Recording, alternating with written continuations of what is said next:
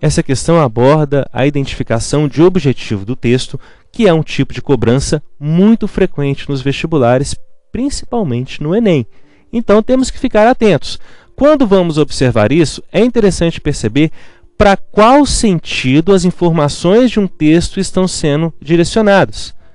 Por exemplo, vamos observar aqui. No primeiro parágrafo, nós temos aqui o índice de morte, o que também aparece no segundo parágrafo. No terceiro parágrafo, nós temos aqui a questão de gastos da área da saúde, que indicam números, inclusive, bastante impressionantes, de que alguns estudos mostram que mais de 50 bilhões de gastos anuais em relação a questões de trânsito na área da saúde. Nesse sentido, nós podemos perceber que todo o foco do texto está abordando as questões de mortes e gastos na saúde. Tendo isso em mente, vamos ver as alternativas para a gente perceber qual que é o objetivo correto. A letra A diz que é informar que o problema do trânsito deve ser prioridade do governo.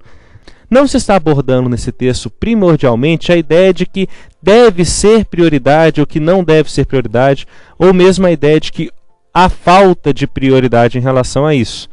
É até colocado a questão de que deve haver uma atenção especial à motocicleta. Não se fala numa necessidade de mudar uma política no geral, porque o texto está focalizando esses efeitos para a área aí de mortes e de gastos na área de saúde.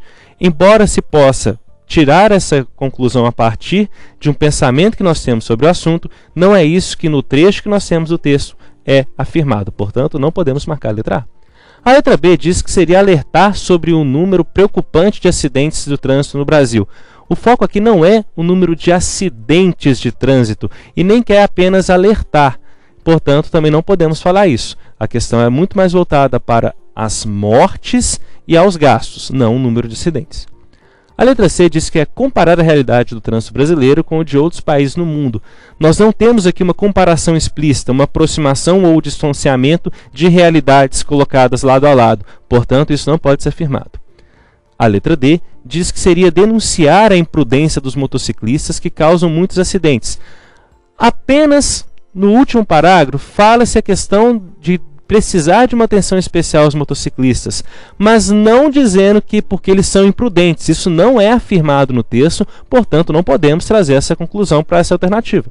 E a letra E diz que é comprovar que as mortes no trânsito são um grave problema de saúde pública. Se acontece um número considerável de mortes por ano e há gastos extraordinários na área da saúde, evidentemente nós temos um problema dessa área, o que coloca a letra E como alternativa correta.